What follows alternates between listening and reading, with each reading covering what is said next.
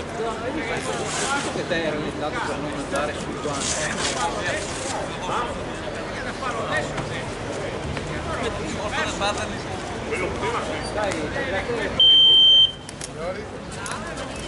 Saluto, vai Luca, siate corretti.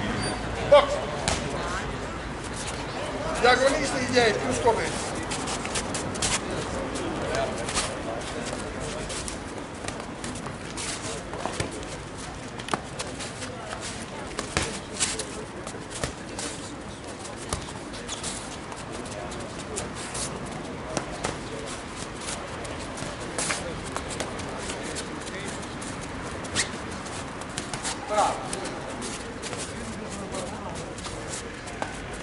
Al 50 non ti ho dato modifiche, vero? No, sempre diretto.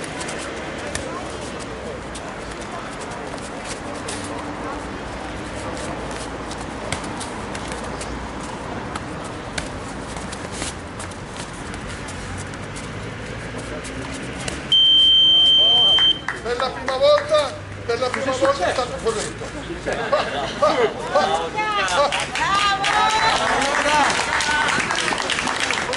Adesso nel secondo si scatena.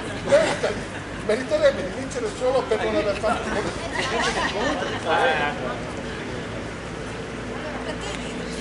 Bravo Mattia che mantiene la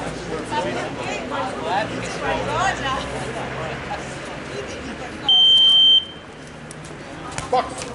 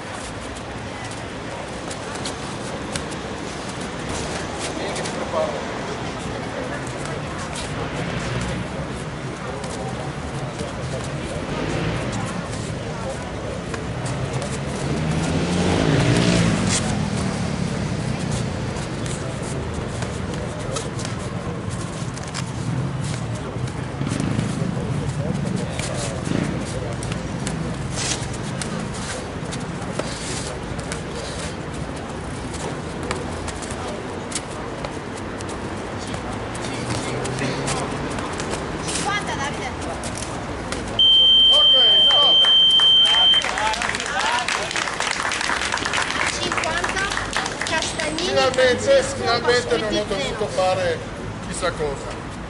Finalmente ho fatto l'arbitro che non fa il cazzo. Signore e signori, vince Mattia!